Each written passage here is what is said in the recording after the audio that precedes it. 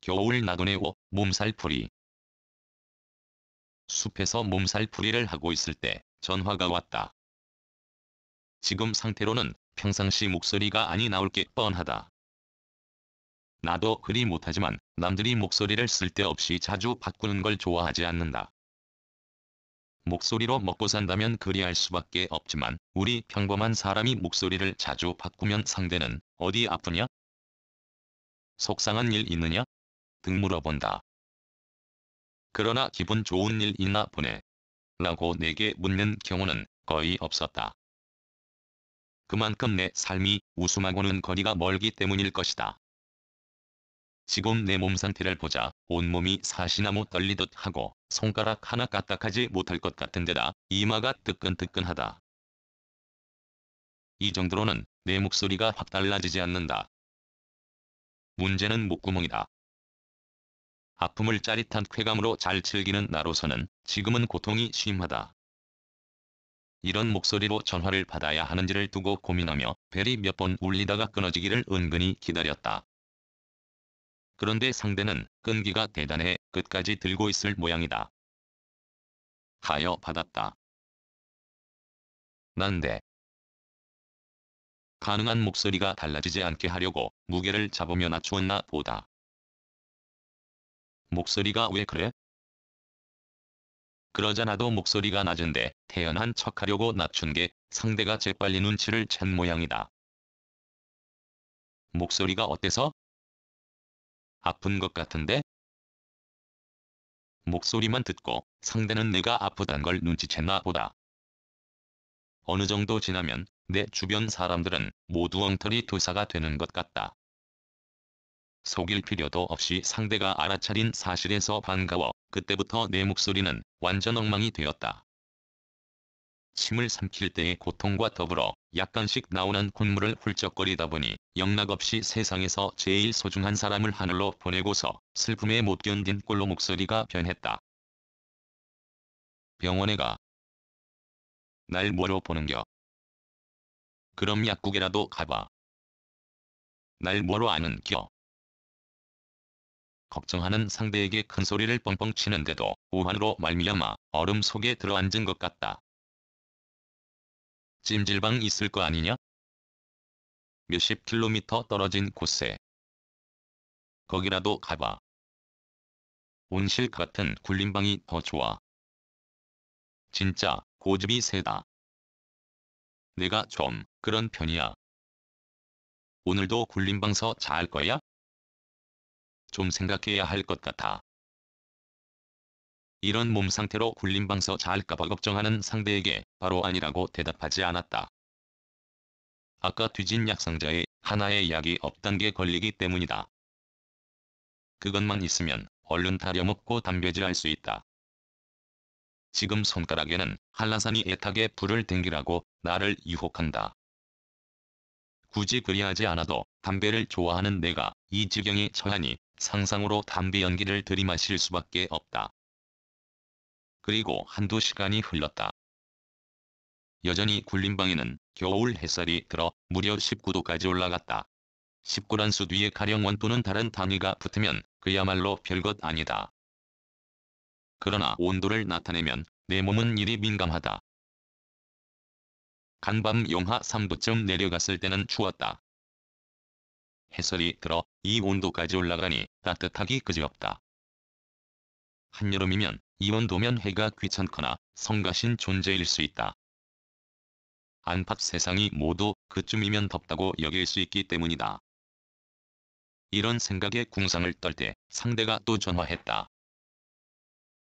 생각해봤는데 겨울 여행을 뒤로 미루고 몸부터 다스려. 겨울 나그네인걸. 겨울에 길 나서면 상대는 다 여행인 줄 아는 모양이다. 하긴 여행과 나그네에 대해서 상대에게 말한 바가 없으니 그리 생각하는 것도 무리가 아니다. 일단 비해당에 돌아가는 게 좋지 않을까? 상대의 이 말에 눈물을 왈칵 쏟을 뻔했다. 이런 꼴로 이 밤을 굴림방에서 보낼 자신이 없을 것 같아 그러자나도 그 생각을 했기 때문이다. 가끔 남과 생각이 맞아떨어질 때 나는 몹시 기분이 좋다. 전화를 끊고 그 길로 의성으로 향한다. 운전대 돌리기도 힘이 드는 몸으로 북으로 가는데 신령 지나서부터는 영천과 단판인 겨울 세상이다. 조금이라도 따뜻한 곳을 찾아 남으로 겨울 나그네 나섰다가 다시 온통 눈뿐인 북으로 가는 심정이 유쾌하지 않다. 그렇지만 지금은 올라가야 한다. 전쟁에서도 승리를 위해 물러난 싸움이 동서양사에서 어디 한두 번인가. 그새 눈이 좀 녹았다. 길목에 궁전을 두고 천근만근 같은 몸을 이끌고 산길을 올라가 문을 따고 들어가 바로 한 가지 약을 찾았다. 그것 외 서너 가지를 삼배 주머니에 넣고 약탕기에 올리고 이불에 쏙 들어갔다. 비운 지 며칠 되지 않는 새 집안 공기가 싸늘하여 귀때기가 시리다. 얼마나 지났을까?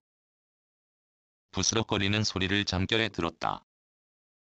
오랫동안 못 본 수갱이가 배가 고파서 왔거나 저 위시커먼 개가 역시 그런 심정으로 나타난 것이라 여기고 이불 속에서 얼굴을 내밀지 않았다. 그래도 부스럭거리는데 이번에는 집안인 것 같다.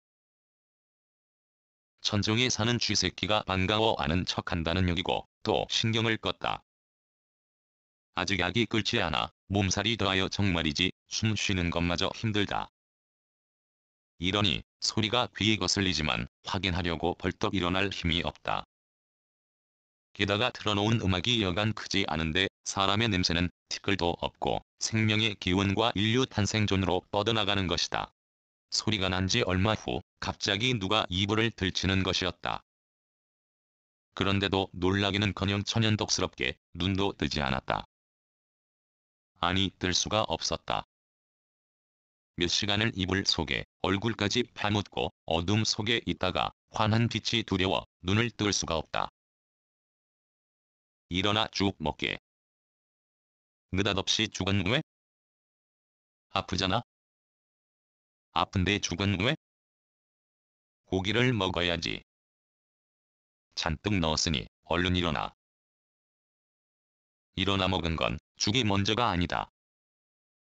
엉금엉금 기어 마루에 나가 푹 달인 약물을 컵에 반쯤 따르고 커피를 넣었다. 그건 왜 넣어? 맛이 좋거든. 그게 무슨 약이야?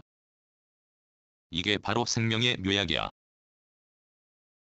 갸우뚱거리는 상대에게 큰 소리치고 나니 내 허풍도 이만저만이 아닌 것 같다. 하나, 두고 보면 이 생명의 묘약이 어떤 힘을 발휘하는지 알게 된다. 있는 동안 열심히 먹는 척하다 상대가 가고 나서 죽그릇을 슬그머니 밀어냈다. 죽이란 내가 좋아하는 음식이 아니다. 그런데도 여기까지 찾아와 끓인 정성을 고맙게 생각하여 먹은 바로는 죽을 마냥 싫어할 일도 아닌 것 같다. 씹을 필요 없이 술술 넘어가는 게 그런대로 맛있다고 여겼으니 말이다. 그리고 또 들어눕는다. 한밤에 몇 차례 깨었을 때 목구멍이 멀쩡해졌다. 그래서 바로 담배에 불을 땡겼다. 긴 밤이 물러갔다. 이제 몸은 거의 회복되었다. 하나 한 가지 문제가 생겼다. 너무 오래 눈 탓에 허리가 동강이 난 것처럼 아프다. 이것도 해결하려고 또 눕는다. 베개를 베지 않고 머리와 허리까지 바닥에 딱 밀착시키고 다리를 엉덩이 쪽으로 바짝 잡아당겨 오른쪽에서 왼쪽으로 흔들다가 반대로 한다. 그리고서 다음에 그 자세에서 허리부터 뒷목 덜미까지 들고 회전 운동을 한다.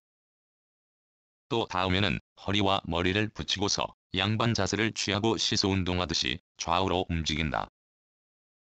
이는 청송에서 일할 때 그 작고 춥던 공간, 이 한 점에서 유일하게 내가 할 수 있었던 운동으로 효과가 좋았다. 너무 오래 누워 허리에 통증이 있을 때, 즉 지금 같을 때가 그렇다. 2013년 1월 18일